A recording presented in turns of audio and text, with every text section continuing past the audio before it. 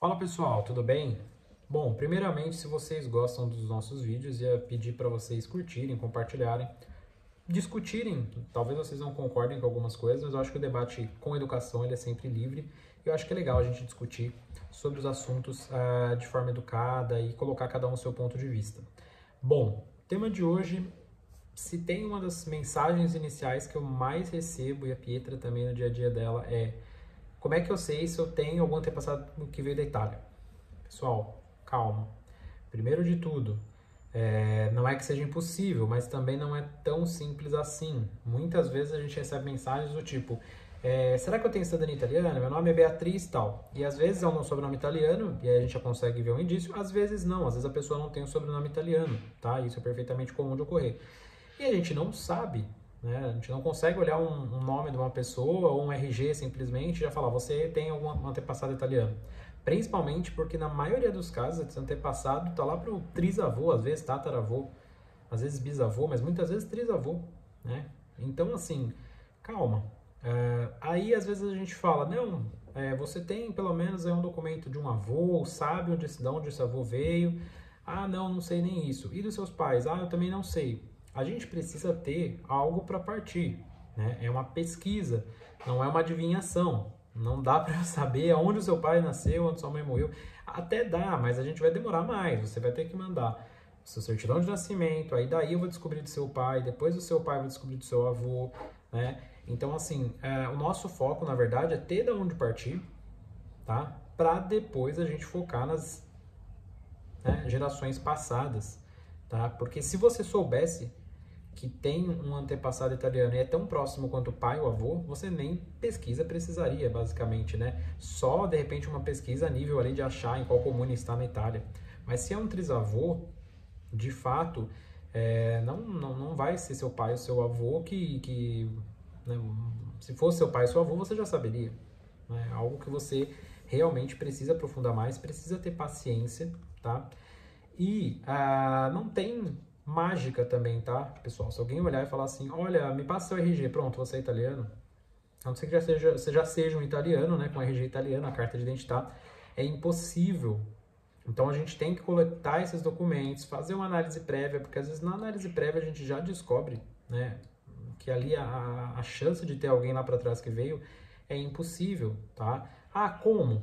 Se a grande migração ela começa ali na década de 1880, se a gente tem ali um antepassado que nasceu mais ou menos nessa época e lá já está no documento dele dizendo que veio que o pai dele era do Brasil e que nasceu em 1870, é impossível que tenha alguém que veio da Itália, só se veio antes, mas aí é um caso muito específico, isolado, e já é uma pessoa que veio antes da Itália, ela nasceu e às vezes até morreu antes da Itália se tornar Itália. A Itália, até a década de 1860, ela era dividida em reinos, então nem existia Itália como nós dizemos hoje. Então, assim, vamos ter calma, né? Ah, mas a Itália, a cidadania italiana, ela não tem limites. Não tem limites, mas, vírgula, né? Tudo tem depende. Se o seu antepassado é de 1600, ele foi para o Brasil em 1600, é óbvio que a gente não consegue pedir cidadania italiana. Até porque, como é que eu peço cidadania italiana, cidadania da Itália, se nem Itália existia? É a mesma coisa que você pedir cidadania brasileira na época que nem Brasil existia, em 1350. Entendem esse paralelo? Como a gente tem que tomar cuidado? Então a gente recebe muita mensagem e também muitas vezes o pessoal achando que não precisa fornecer informação nenhuma. Basicamente assim: olha, eu vou dar meu nome, você me diz se eu sou italiano, e às vezes a pessoa tem sobrenomes que não remetem a nada à Itália, ou às vezes tem sobrenomes que parecem italianos e vice-versa, e às vezes são portugueses. Isso pode acontecer.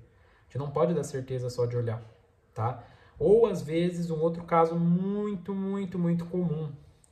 Há muito tempo atrás, décadas e décadas ou até séculos, aconteciam muitas coisas que, vamos dizer assim, que o negócio era mais bagunçado que hoje, né? Então, assim, às vezes a pessoa colocava um nome ali que parece um sobrenome, mas ela simplesmente inventou e enfiou ali no meio. Como se fosse um nome composto com cara de sobrenome. Isso pode acontecer? Pode.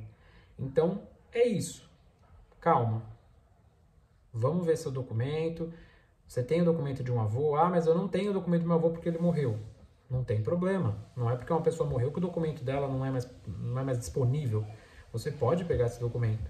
Aí às vezes a pessoa fala, mas eu não tenho documento. Tudo bem, mas da onde o seu avô morreu, por exemplo? Ele morreu na cidade X. Tudo bem, a gente vai lá, pega do óbito, depois do casamento. Mas isso tem que ter calma. Às vezes a gente recebe alguns contatos e a pessoa já, olha, mandei documento, 2 horas depois. E aí, dá pra saber se eu sou italiano? Se fosse simples assim, pessoal, ninguém nem precisaria de ajuda, de apoio, né? Você mesmo faria sozinho.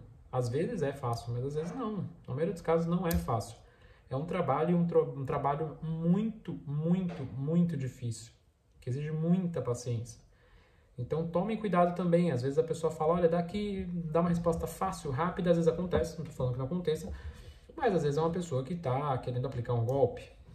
Então ela vai falar o que você quer ouvir, né? Então respeite os prazos, respeite os procedimentos, respeite as dificuldades que tem no caminho, tá? Quando a gente às vezes pede, olha, vai precisar pedir um documento X aqui de alguma pessoa e vai ter que pagar a taxa para saber qual que é o que a gente tem no teor desse documento, não é à toa, não é porque a gente está querendo fazer com que a pessoa pague uma taxa à toa, é porque a gente precisa realmente, tá? Então, assim, um outro tema que a gente, né, na verdade, está atrelado aí, né, depois dessa pergunta e o tempo que demora essa pesquisa? Varia muito também, pessoal. Por quê? São N motivos. Você pode ter uma região aqui na Itália, por exemplo, Emília-Romanha, que a gente não tem nada quase digitalizado. A maioria das coisas estão na mão dos comunes, o livro físico lá. Então a gente manda um e-mail, o comune vai falar, olha, eu tenho até 6 meses para te dar uma resposta por lei. Paciência. Ou às vezes a gente pega uma região onde tudo está digitalizado, a gente manda um e-mail e demora 1, 2, 3 semanas e eles falam, olha, localizei. Ou não, e a gente tem que partir para um outro comune. Então a gente pode ter uma pesquisa que termine uma semana ou 6 meses ou mais. Tá? Não é uma ciência exata, não é uma coisa onde a gente tem um prazo que depende só da gente, não tem como prometer prazo também, tá? Não existe promessa de prazo na pesquisa. Porque se você soubesse o tempo que você vai demorar para fazer a pesquisa, é porque você já sabe onde esse documento está. Aí não é pesquisa, aí você já vai só buscar esse documento. Quando a gente não sabe nem onde uma coisa está, como é que a gente pode dizer? É igual caçar um tesouro, é igual achar a cogumelo no meio da floresta. Como é que você vai dizer, olha, em tanto tempo eu vou achar tal coisa? Se você nem sabe onde está, pensem nisso. Mais uma vez, voltem a essa parte mais lógica da coisa, que vocês nunca vão, né, ser enganados por ninguém, tá bom? Um abraço, pessoal. Compartilhem, curtam, discutam. Se vocês concordam comigo, se vocês discordam, desde que de forma educada. Eu acho que é sempre sadio a gente ficar conversando aqui e discutindo. Um abraço.